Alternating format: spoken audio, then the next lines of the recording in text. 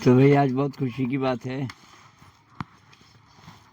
कि हमारे कक्षा 8 वाले विद्यार्थी जो अब 9 में चले गए पास होके, तो उनकी विदाई हो रही है आज। उनको थोड़ा सा जलपान के साथ विदाई होगी। और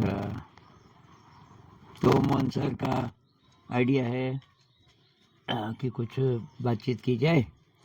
मोहन सर किस बारे में? सर ये बच्चे कुछ रास्ते में मेरे से प्रश्न पूछ रहे थे हाँ कि सर जी को इतना सारा कहाँ से आता है आजा। और किस किस पॉइंट पे आया होगा, तो उनने क्या किया होगा। तो कुछ ऐसे प्रश्न थे जो आपसे रिलेटेड ये पूछ रहे थे।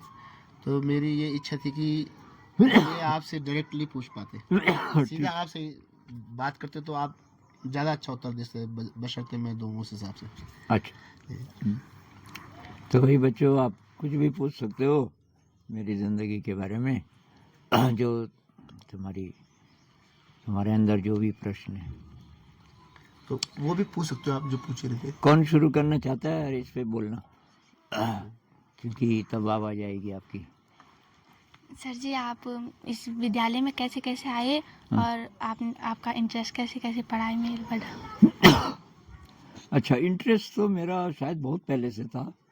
जब मैं कॉलेज में पढ़ता था तो कुछ कुछ मेरे से पढ़ने आते थे। मैं जब एमए इंग्लिश कर रहा था तो एक स्टूडेंट था जो देख नहीं सकता था, मतलब ब्लाइंड स्टूडेंट था। तो मैं था एमए प्रीवियस में और वो था एमए फाइनल में, मेरे से एक क्लास ज़्यादा, पर उसकी थी पॉलिटिकल साइंस। वो तो मैंने कभी पढ़ी नहीं थी। अब वो हो गया, मेरे पास आ गया कि आप मुझे नोट्स बनवा दो, मतलब जो पार्ट शॉर्टकट में बोलते जाओ, मैं लिखता जाऊंगा। वो ब्रेल में लिखते हैं, आपको पता है। जो ब्लाइंड लोग हैं वो तो देख तो सकते नहीं, तो उनके पास एक जैसे हमारे स्केल है ऐसे स्टील का, लेकिन उस पर दो होते हैं, यहाँ से वो जुड़ा हुआ होता है, और उस पर एक पे तो होते हैं गड्ढे और दूसरे पे होते हैं छेद। तो एक मोटा कागज होता है, गड्ढे वाले को नीचे और उस मोड़ के छेद वाले को ऊपर, और उससे लिखते हैं। तो उसमें उभार आते हैं दूसरी तरफ। डॉट से सारा सिस्टम डॉट का है। जैसे एक डॉट का मतलब क्या क्या, इधर वाले दो डॉट का मतलब क्या, इधर वालों का क्या, और तब दूसरी तरफ से वो उभार महसूस कर लेते हैं कि उससे पढ़ लेते हैं। अब वो मेरे पास, मैंने कहा यार एक तो एमए में है, एक तो जो एमए की पॉलिटिकल साइंस मैंने पढ़ी नहीं, ये मतलब राजनीति विज्ञान। नहीं कि प्लीज़ प्लीज़ मुझे हेल्प करो, और एग्जाम नज़दीक है। मैंने कहा किसी जानकार के पास जाओ, प्रोफेसर न कि आप करो। तो अतः मैं बोलने लगा जो जो मुझे समझ आया, और वो धड़ाधड़ खटपट खटपट उसकी आवाज़ भी आती है। और कुछ और भी, मतलब जैसे मेरी क्लास वाले भी आ जाते थे, तो फिर वो उनमें से कुछ कुछ बोलते थे कि आपको तो टीचर बनना चाहिए, आप समझाते हो तो अच्छी तरह समझ आ जाता है। मैंने सीरियसली नहीं लिया कभी उस बात को, लेकिन जब मैंने एमए कर लिया,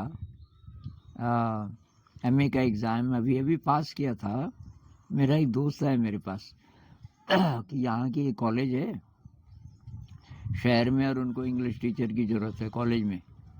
वो बीए तक का था, और आपके तो मार्क्स अच्छे हैं एमए में, आप अप्लाई करो। तो चलो मैंने कहा कर देते हैं, कि कुछ तो करोगे एमए के बाद ना। मेरा कोई वो नहीं था कि मैं कुछ नौकरी करूं कि ना करूं, मेरा घूमने का ही था। मैंने कहा चलो कर लेते हैं। वहाँ गया, उन्होंने सेलेक्ट कर दिया, तो अब मैं वहाँ पढ़ाने लगा। हालांकि कॉलेज में पढ़ाने में मुझे कभी मज़ा नहीं आया, 2 ही साल रहा। 2 साल के बाद मेरी बहुत तेज़ इच्छा हुई, मैंने कहा यार ये कहाँ फंस गया मैं, मुझे तो घूमना था, कहाँ जाऊँ। तो मुझे मिली गीतांजलि, रविन्द्रनाथ टैगोर जी का नाम सुना, उनके हम गीत भी गाते हैं। उन्होंने उनको जब अंग्रेजी बिल्कुल नहीं आती थी, करीब 40 एक साल के थे, पर बहुत बड़े राइटर माने जाते थे। तो उन्होंने बंगला अपनी जो भाषा थी उसमें गीत लिखे थे। जैसे हम गाते हैं ना, बड़ो आशा को रे शशि को, ऐसे ऐसे गीत हैं उसमें बंगला में। फिर वो जा रहे थे विदेश, इंग्लैंड। उन्होंने विदेश की बहुत सारी यात्राएं की सीखने के लिए कि ऐसा क्या है जो वहाँ से सीख के मैं फिर शांति निकेतन में लागू करूँ। तो वो इंग्लिश सीखने के लिए अब विदेश जा रहे हैं तो अंग्रेजी में बोलना पड़ सकता है। अंग्रेजी सीख रहे थे तो वो ट्रांसलेट करने लगे अपनी ही बंगला कविताओं को इंग्लिश में। अब बाद में वो छपी और उस पर उनको नोबेल अवार्ड मिला। तो वो मैंने पढ़ी और मैंने कहा वहीं जाना है। तो तब मैं शांति निकेतन चला गया। तो मेरा जो पढ़ाने का था वो थोड़ा थोड़ा तो तभी बन गया था। उसके बाद में शांति निकेतन में रहा, ऋषि वैली में रहा। तो ऋषि वैली में तो जे कृष्णमूर्ति सुना है आपने, एक बहुत बड़े संत हुए, उनका स्कूल। तो वहाँ तो पढ़ाने का ही काम मिला। उसके बाद मेरा फील्ड ही ये बन गया पढ़ाने का। फिर मौका मिला कि भाई जो टीचर्स हैं जो सरकारी स्कूलों में पढ़ाते हैं उनकी ट्रेनिंग करनी है, उनको बताना है कि कैसे आप अच्छे तरीके से पढ़ा सकते हो। कुछ दिन मैंने वो भी किया, कुछ इसलिए भी किया कि उसमें पैसा बहुत दे देते थे वो, एक ही दिन के कुछ हज़ार। तो मैंने कहा कुछ दिन करूँगा फिर पैसे आ जाएंगे मेरे पास, फिर घूमूंगा। मेरा मुख्य उद्देश्य वही था। तो फिर मेरा धीरे धीरे ऋषि वैली जब मैं गया तो मैंने देखा लाखों रुपए फीस दे रहे हैं बच्चे और वो अच्छा पढ़ा रहे हैं। पर मैंने कहा ऐसा तो हम भी कर सकते हैं। मैं सोचता था मेरे साथ कुछ साथी हो, हम शायद इससे भी अच्छा कर सकते हैं। लेकिन हम गरीब बच्चों के लिए करेंगे जो पता नहीं 100-200 रुपया भी फीस दे सकते हैं कि नहीं दे सकते। 100 रुपये फीस वाला कोई स्कूल नहीं मिलेगा इस समय आपको दुनिया में, और कोई कोई बच्चे वो भी नहीं देते। खैर तो यहाँ मौका मिला क्योंकि ये स्कूल बंद कर रहे थे आश्रम वाले, पैसा बंद हो गया था जहाँ से टीचर्स की सैलरी वगैरह आती थी ना।